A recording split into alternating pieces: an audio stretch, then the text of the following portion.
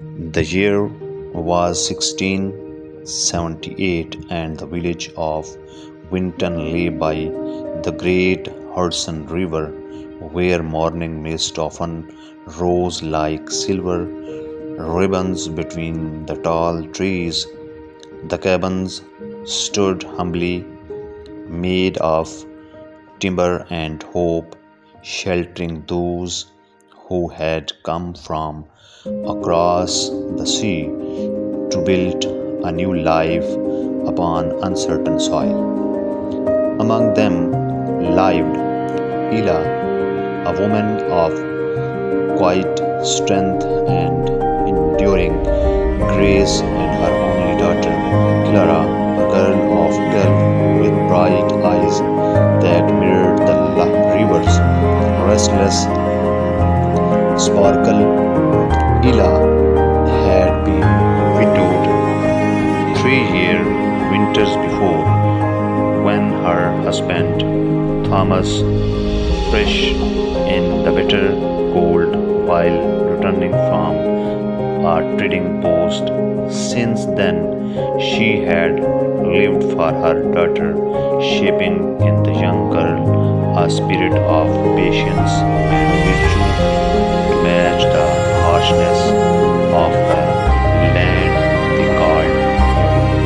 It was on late autumn evening, when the last of the sun's gold lay scattered upon the fields, that Ida beckoned Clara to her side.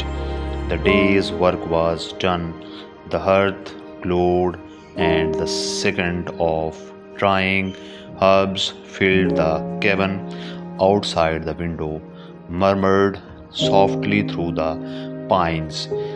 "Come nearer, child," said the mother in a tone as gentle as the river songs. "There are things a daughter must learn before she comes a woman, and before the year steal up upon her unaware." Clara came forward and knelt beside her mother's chair, her hands folded upon her lap. "Yes, mother," she said, her voice light but attentive. "What shall I learn tonight?" Ella smiled faintly. "Not from books, my dear, but from the heart, for there are lessons no printed page can teach. They are written instead upon the soul. Do you see that maple behind the window?" Ella asked, pointing toward the great red tree whose leaves shone like embers in the dusk. "It has stood there since before your father and I built this house. In spring, it blossoms with joy. In summer, it shades us in autumn. It runs glory, and in winter, it stands mere against the storm. So must be Clara, strong, patient, and ever faithful to the season God places you in." Clara gazed at the tree, its branches trembling under the fading light. "But mother," she said softly, "is it not sorrowful when winter comes and it must lose all it has broken?" Ella placed her hand upon the girl's head. "It is my child, yet without winter, spring could not be. The soul too must know old food. It can feel warmth. Remember this one, hardship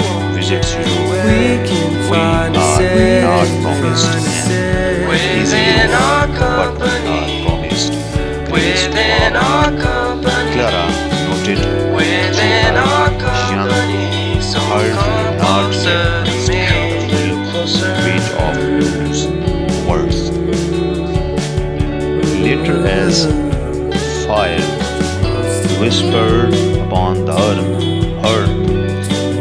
Ella rose to pour warm milk into two wooden cups.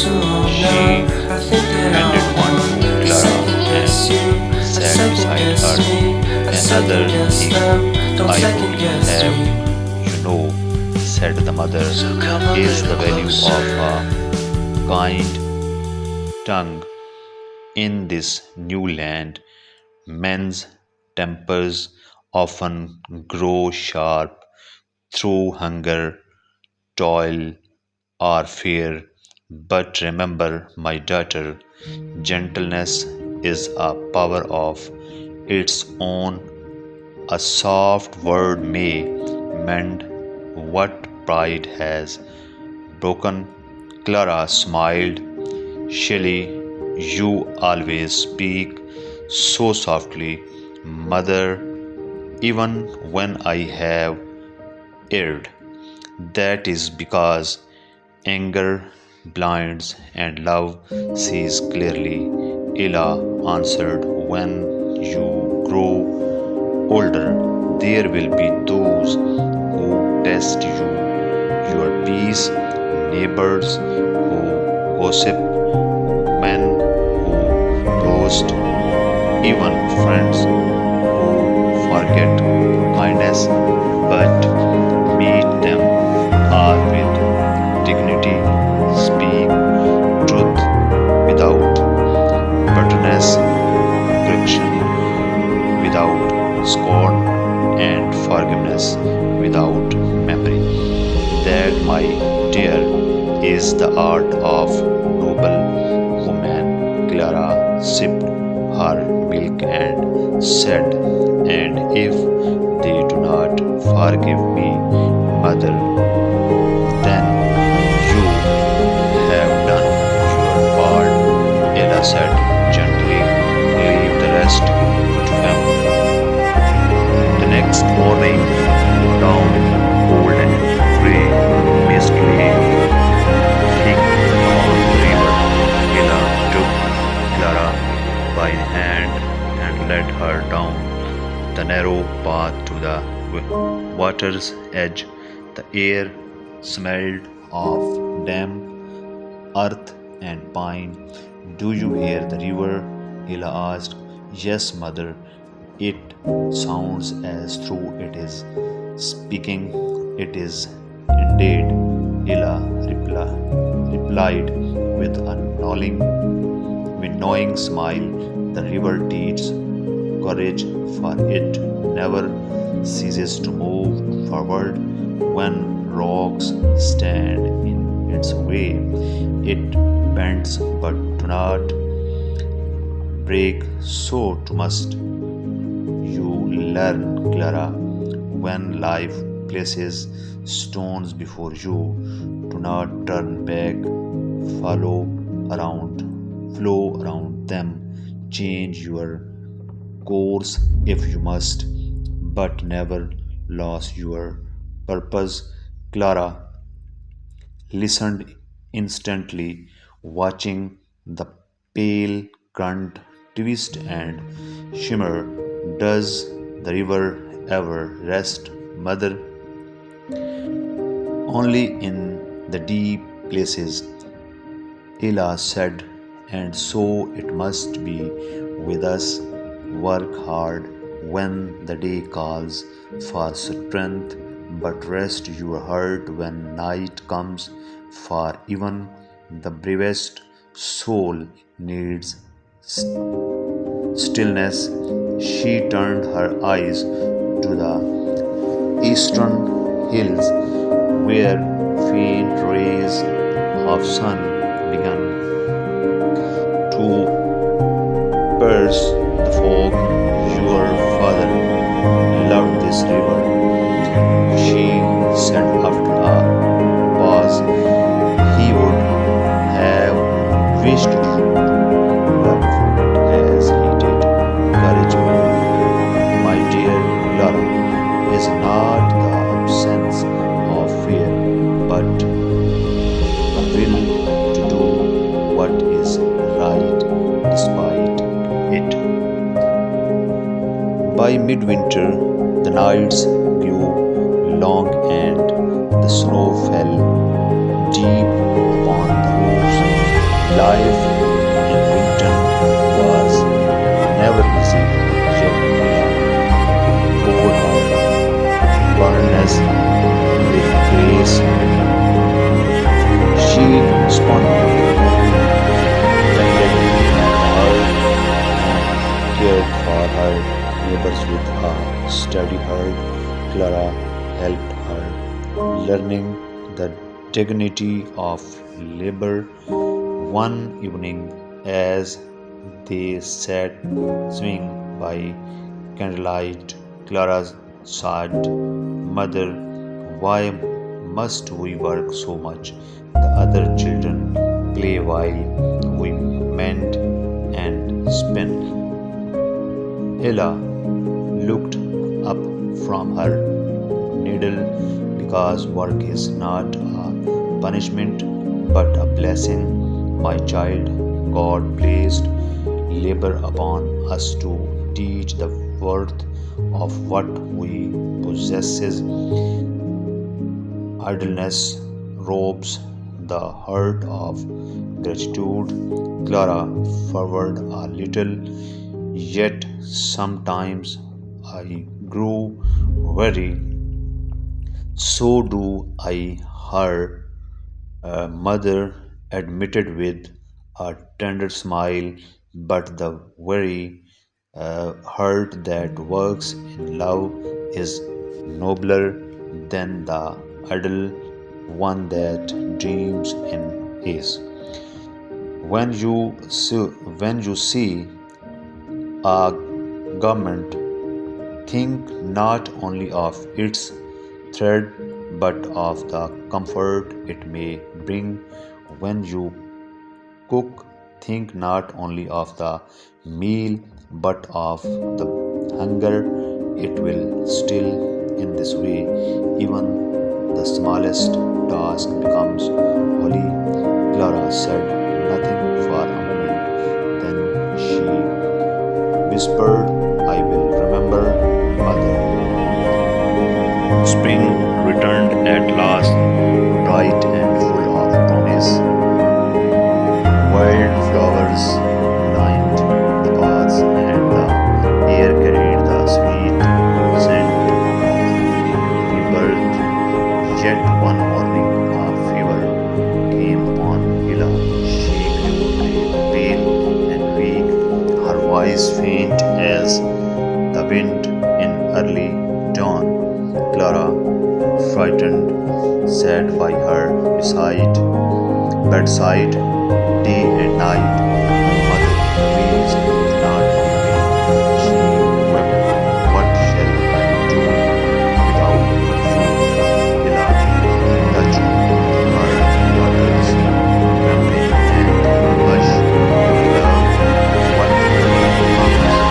Remember what I have told you. Life is not ours. Life is not ours to hold forever. We are but travelers on the road to eternity." Tears glistened on Clara's cheeks, "But I am not ready to walk alone." "You will not be alone," Ella whispered. "You will have the river, the trees, the lessons I have given you, and the faith that binds all things. Look for God not only in heaven but in every sunrise, in every act of kindness, in every trial overcome. That is where He dwells." Her voice faltered, yet her eyes shone with peace. "Do not fear loss, Clara, for fear only forgetting. For when you remember love, death loses its sting." Elizabeth passed quietly that night, her hands folded as if in prayers. The village mourned her, for she had been to them a light in dark times, but none grieved so deeply as Clara. For many days, the girl wandered by the river, listening for her mother's voice among the reeds. At last, on a still evening when the sky flushed like a rose, she thought she heard the faint murmur of words, gentle and familiar. Be patient, my child, you can't be angry. Clara smiled through her tears. The lessons returned to her life, and of speaking between patience, gentleness, courage, duty, and faith. They were no longer merely her mother's word, they had become the very rhythm of her own heart. Years passed, the girl grew into a woman wise beyond her age. She tended